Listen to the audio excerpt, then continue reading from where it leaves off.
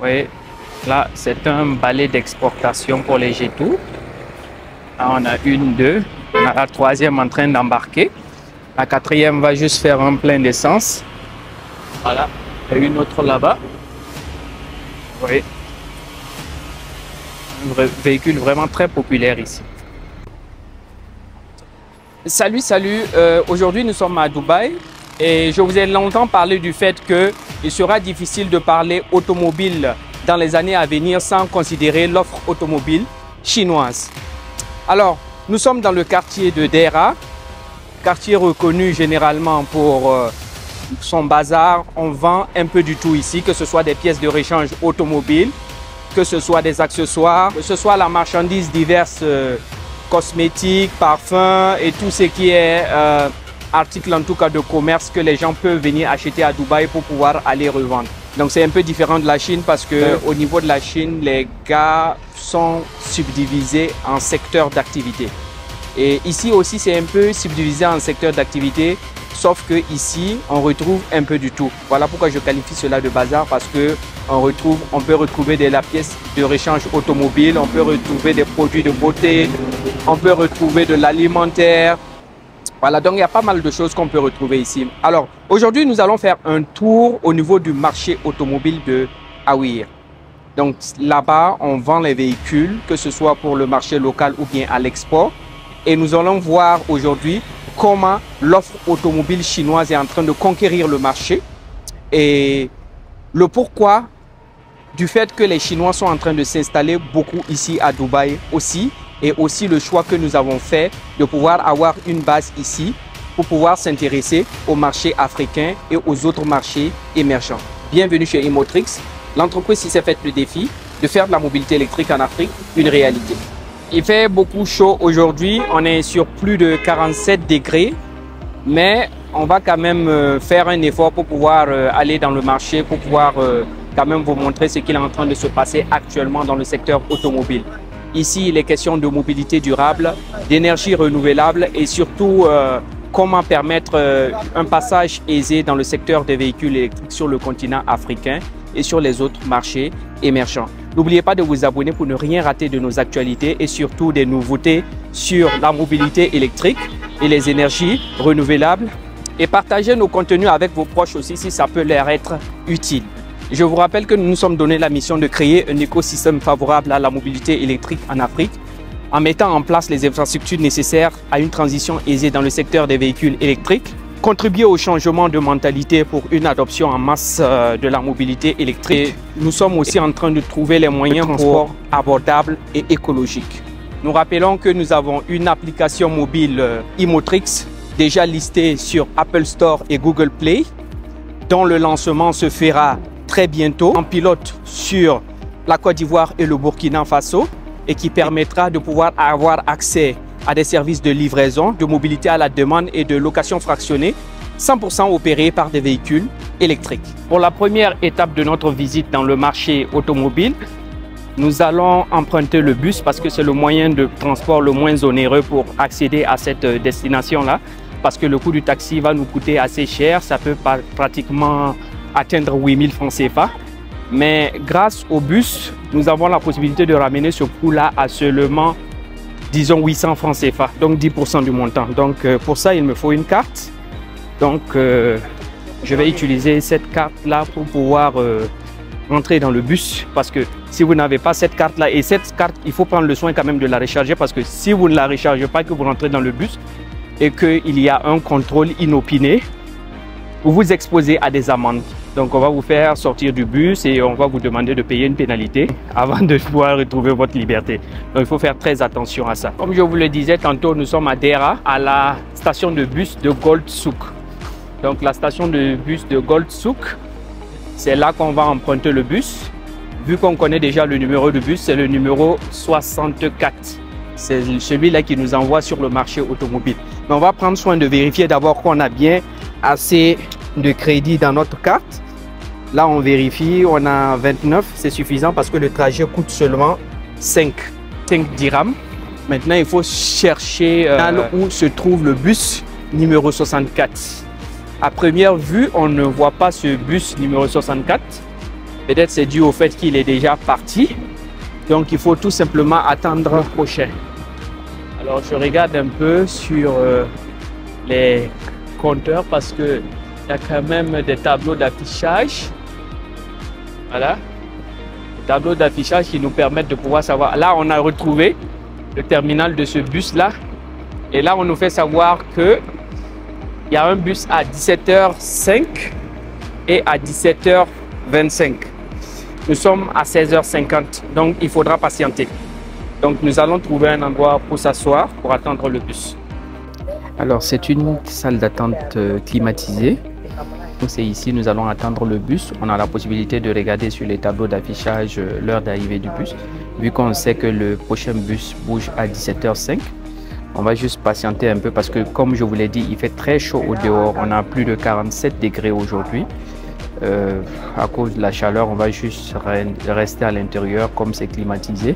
Le temps que le bus approche sur le terminal, le bus étant également climatisé, dès qu'il sera sur le terminal, on va approcher, on va rentrer dans le bus et patienter pour l'heure de départ. Voilà, il semble bien que le bus est arrivé. C'est le bus 64, c'est un bus à 2 niveaux. Donc on va essayer d'aller embarquer en attendant le départ à 17h05. Là, on rentre, on s'assure de, comme je vous l'ai dit, c'est un bus à 2 niveaux. On va s'asseoir en haut, vous permettre d'avoir une vue, une bonne vue de la ville. Vous allez peut-être vous poser la question à savoir pourquoi c'est très important aujourd'hui. Il faut savoir que dans les pays comme les Émirats Arabes Unis, dans lesquels nous sommes actuellement, comme je vous l'ai dit, nous sommes à Dubaï, ce sont des pays en fait qui ont de très hauts standards de qualité. Donc si vous voyez par exemple qu'ils acceptent qu'un certain nombre de véhicules viennent sur leur territoire, c'est quand même parce qu'ils ont pris le soin quand même de pouvoir vérifier les standards de qualité de ces véhicules-là.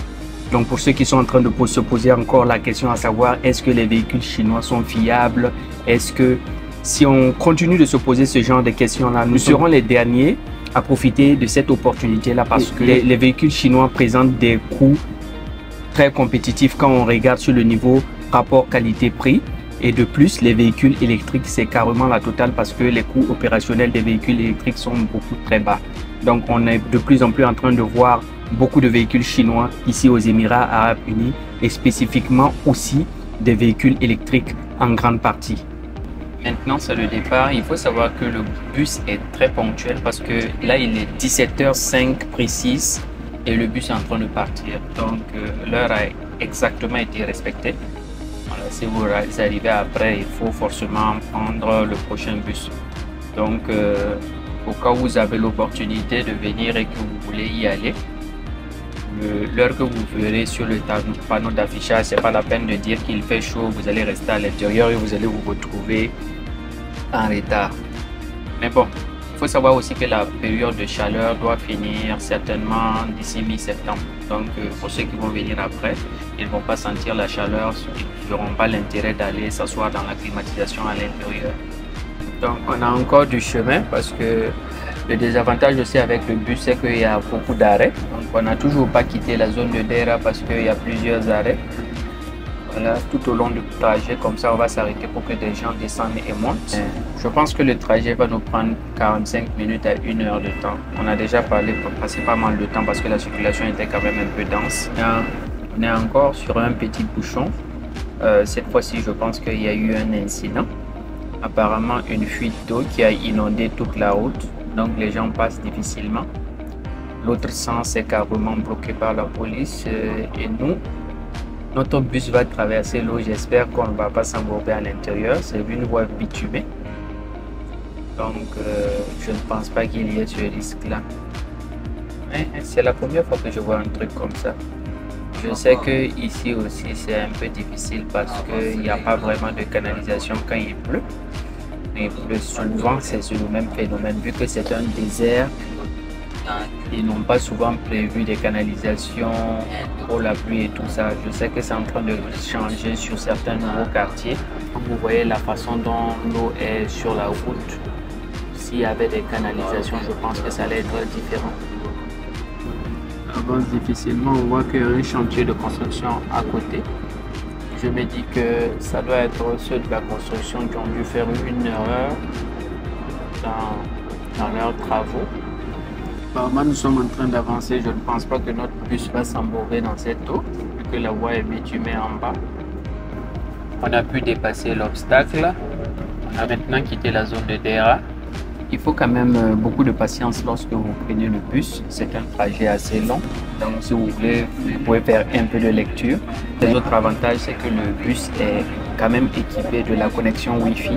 Donc, vous pouvez vous connecter à la connexion Wi-Fi du bus et puis naviguer. Voilà, ça peut vous permettre de pouvoir passer le temps durant le trajet. Next stop is Là, on est en train d'emprunter Al-Ahli Club. l'autoroute. Voilà, mais on ne va plus tarder, ce n'est plus trop loin. Je pense qu'on en a encore pour, disons, 20 à 30 minutes. Voilà, là, vous voyez le métro passer. On n'a pas emprunté le métro parce que le métro ne va pas jusque là-bas. Par contre, voilà quelque chose qui va encore un peu nous ralentir. Là, c'est la station de métro.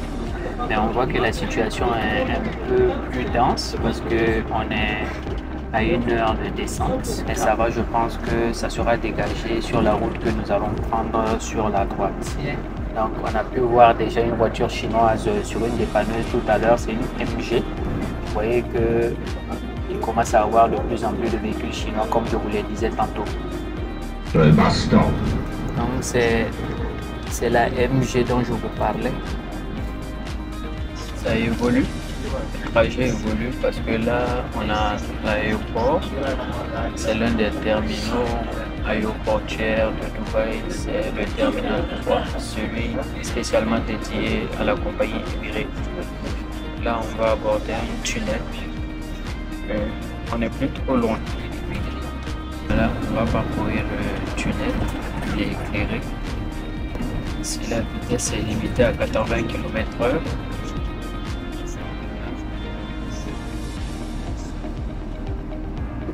c'est la sortie.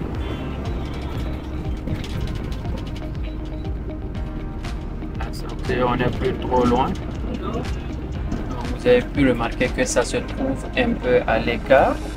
C'est toujours dans la ville de Dubaï. Là, on a une bonne partie encore libre où ils sont en train de faire des développements. Donc, on peut considérer ça comme une zone industrielle. L'adresse c'est Ras Al Khor.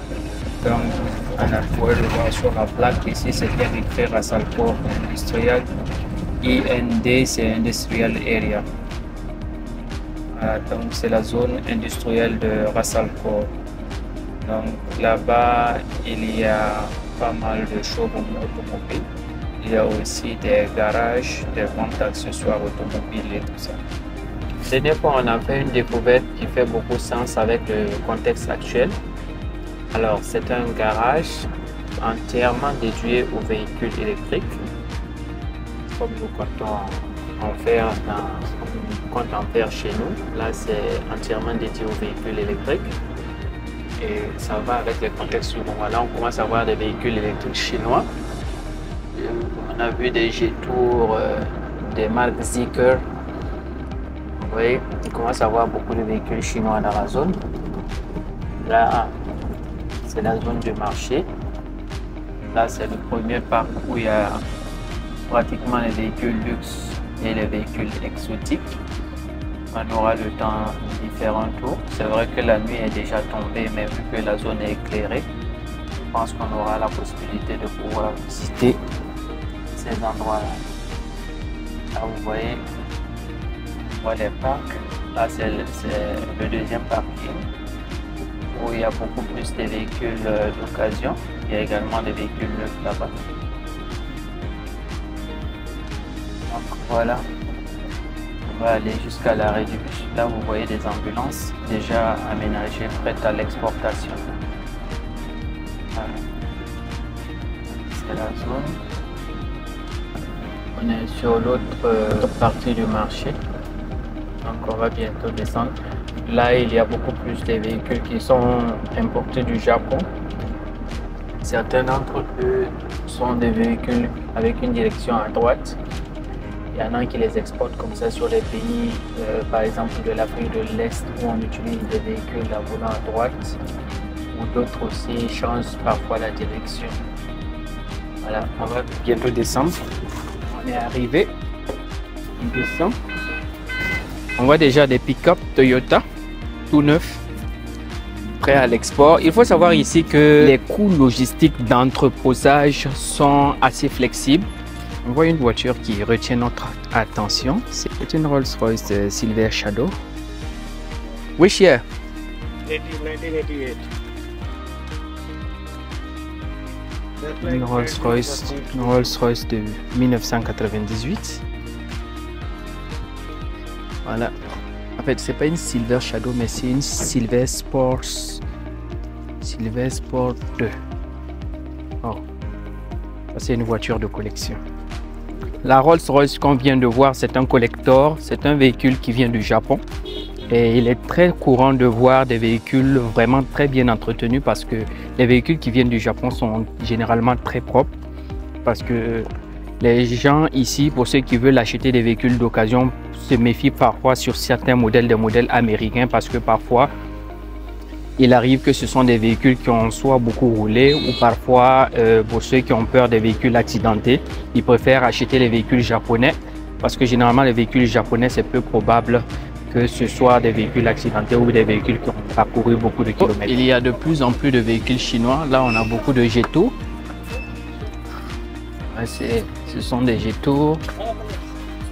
Mais ce sont des Jetour en essence. Il faut savoir que la Jetour, il y en a en hybride rechargeable également. Juste pour vous montrer à quel point ils mettent maintenant l'accent sur les véhicules chinois. Là, ils ont des allemandes. Là, c'est une G-Class. Là, par exemple, vous voyez qu'il y a plusieurs véhicules électriques qui sont là. Mais c'est pratiquement des ID.6, des modèles Volkswagen, mais qui viennent quand même de la Chine. Là, on a encore des véhicules électriques. Bon, enfin, ce sont des véhicules hybrides rechargeables et Jetour. On a la Li-Xiang. On a même la Aika V23, celle qu'on a prévue pour notre road trip de Emotrix. Ça, c'est une CRS. Vous voyez que ça ressemble beaucoup à la Aito M5. Mais à l'origine, la Aito M5, c'est une CRS. Voilà, là, c'est la BYD Han. Encore une CRS. Hi, how are you? How much is this one? This one? Ok. Il faut qu'on aille à l'intérieur pour demander le prix, mais bon, comme on n'a pas beaucoup de temps. Regardez cette version de Jetour. Là, elle ressemble beaucoup à une Land Rover parce que là, c'est le modèle plus long. C'est la première fois qu'on voit ça. Bon, en fait, moi, je l'ai déjà vu en circulation, mais c'est la première fois qu'on monte ça sur cette page. How much is this one? This is the Ivory Coast, Côte d'Ivoire. Yeah, export. Is it 4-wheel drive, right? Yes. How much this one? 120. Voilà pour le coût de la iCar V23. Ils nous ont dit pratiquement 32 000 $. Voilà, quand on convertit en dollars, ça nous fait 32 000 $. Voilà, il y a une grande différence de prix. C'est vrai que c'est le modèle toute option, 4 roues motrices et tout ça. Mais au niveau de la Chine, on l'a pratiquement à 20 000 $. Donc même si on va faire le transport, l'amener ici et tout ça, bon, c'est normal, ils ont pris aussi le temps de l'amener, ils vont la déposer pour la vente.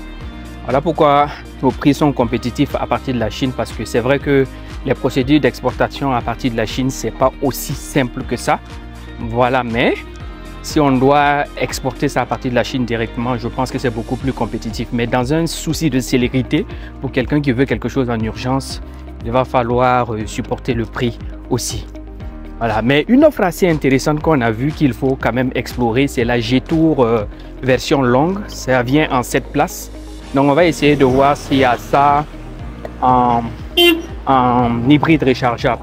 Voilà. On va voir si c'est disponible en hybride rechargeable. Ça me fait beaucoup penser à la Land Rover Defender. Il y a un nouveau modèle de la Land Rover Defender qui vient aussi en version longue comme ça. Je vous le disais tantôt, il y a même des Chinois qui viennent s'installer ici pour vendre que les véhicules qui viennent de la Chine.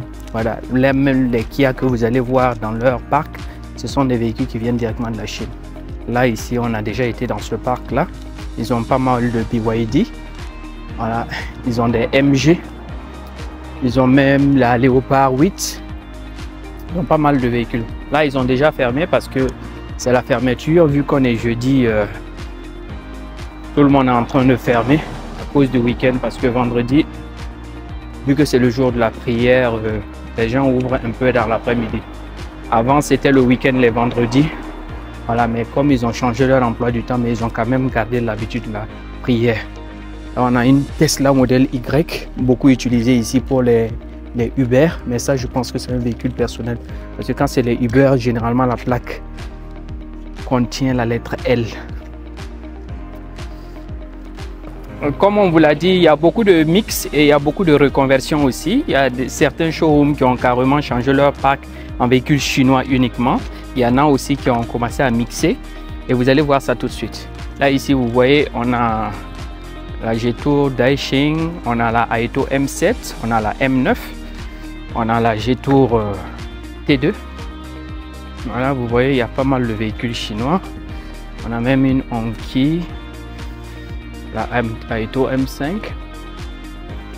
Pas mal de véhicules. Hongqi ici. Voilà. Là, par exemple, on voit bien que c'est une reconversion.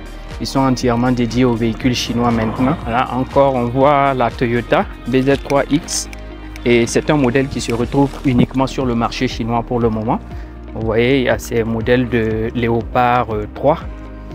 Voilà, là, on est sur la ROX 01.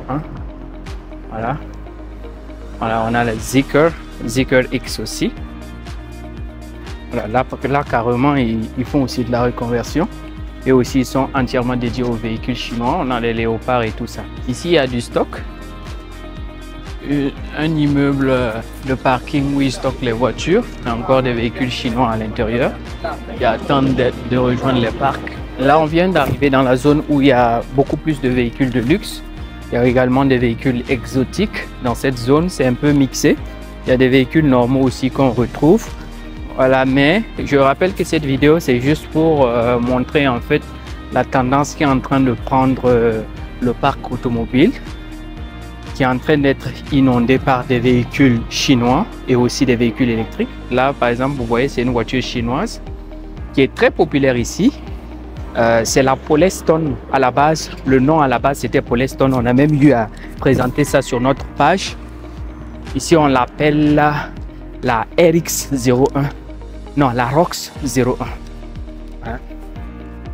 On a un des nouveaux modèles de Lamborghini, la Urus. Ça, c'est le dernier Range Rover. C'est une BMW. Voilà. Entièrement électrique également. Comme vous l'a dit, l'influence des voitures électriques, c'est la iX. Voilà. Donc ça, c'est une BMW entièrement électrique. Là, on tombe également sur une Rolls-Royce entièrement électrique. Ça, c'est la Rolls-Royce Spectre. Voilà, avec un intérieur bleu assez joli. Voilà, on a eu à présenter ça également. Aussi, ce véhicule qui a beaucoup fait parler de lui, le Cybertruck. Voilà, lui aussi, il est là, il est disponible ici, entièrement électrique. Une hybride rechargeable, la i8. Là, est la formule Léopard.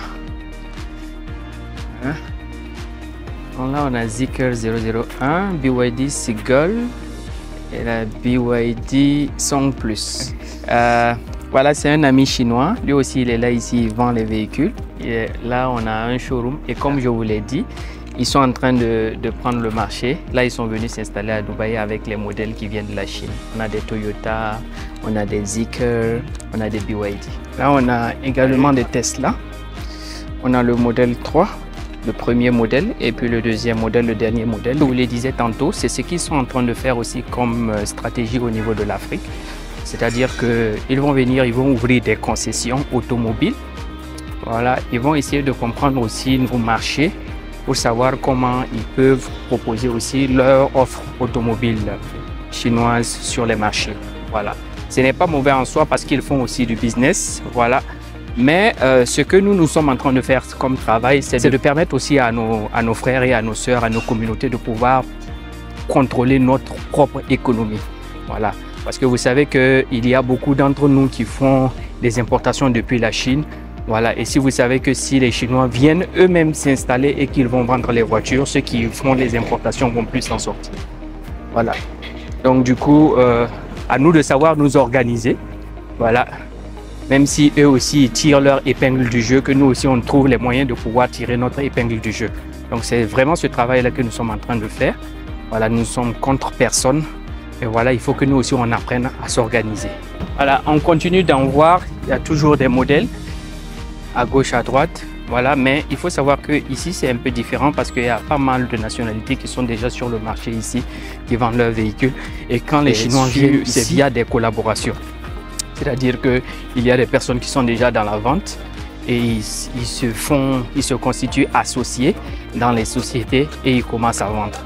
Voilà. Mais malheureusement, dans nos pays africains, on voit généralement ce sont des implantations directes qui font que ce n'est pas des collaborations. C'est-à-dire qu'eux, ils viennent faire la concurrence avec des locaux.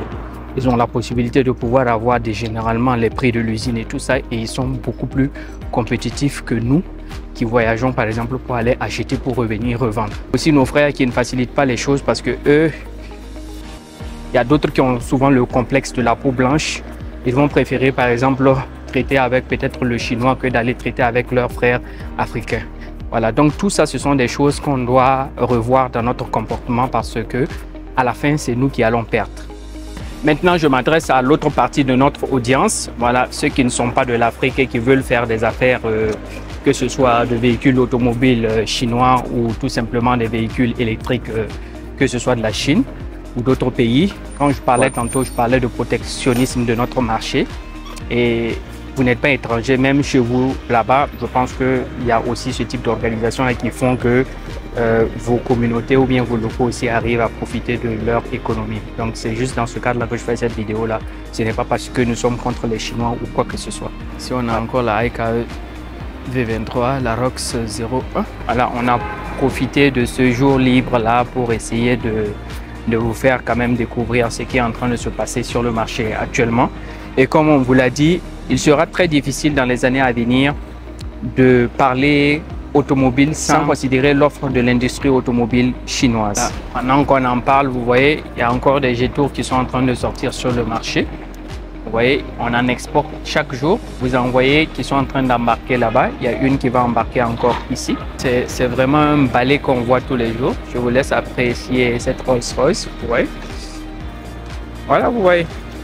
Voilà, donc c'est un balai incessant. Là-bas, on a des Léopards 08.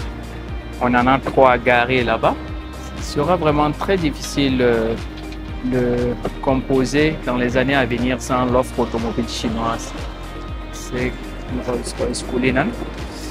Voilà, là vous voyez par exemple ces bus-là qui sont sur le porte-char. En temps normal, ça aurait été des bus Toyota, mais là, ce sont des bus chinois. Voilà, de la marque Jinsheng. Jinsheng, à la base, nous, on a connu cette marque-là dans les années 2002-2003 au Burkina parce qu'ils exportaient des motos au Burkina et ils avaient leur représentation via Megamonde. Et là, aujourd'hui, ils le font maintenant dans l'automobile. Et ça, ce sont les bus de cette marque-là qui sont en train d'être exportés à l'international.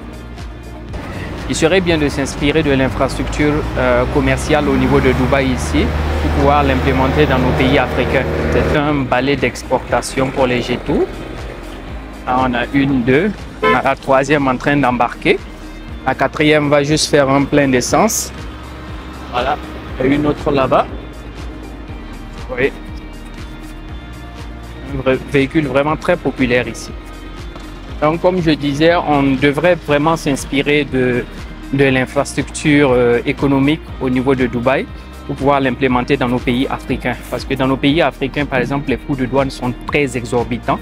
Voilà, ce n'est pas une bonne manière de faire du commerce. Lorsque vous importez, par exemple, un véhicule au niveau de Dubaï, ici, si c'est pour une utilisation locale, la douane est taxée à 5%. Voilà. Maintenant, si vous l'importez dans le but de réexporter, on vous permet de parquer le véhicule en zone franche. Voilà, moyennant juste des frais de magasinage et quelques frais minimes en termes de formalité.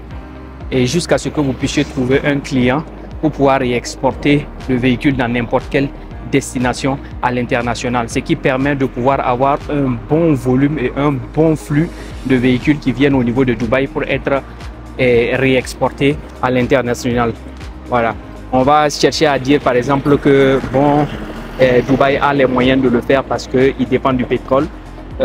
Pour ceux qui ne le savent pas, renseignez-vous bien, Dubaï ne dépend plus du pétrole, mais il dépend beaucoup des services. Donc son économie dépend beaucoup plus des services et du tourisme. Donc ce qui permet de pouvoir faire beaucoup d'activités commerciales là-bas.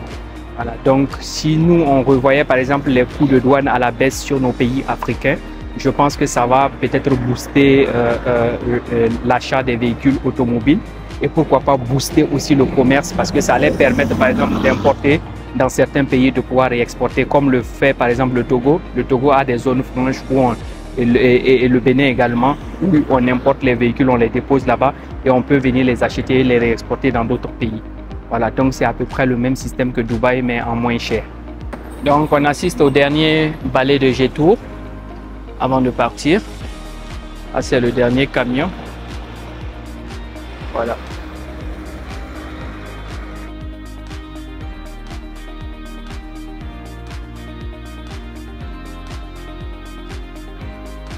Dans le bus du retour. Voilà, c'est le retour. On vient d'arriver à la station de départ d'où nous sommes partis, la station Gold Souk. Voilà, donc c'était un peu pour vous présenter un peu l'influence des véhicules chinois sur le marché automobile des Émirats Arabes Unis et l'impact aussi au niveau de l'international parce que, comme vous le savez, les Émirats Arabes Unis, c'est un carrefour qui permet de pouvoir exporter à travers le monde. Voilà. N'oubliez pas de vous abonner et de partager et de liker si vous avez aimé la vidéo.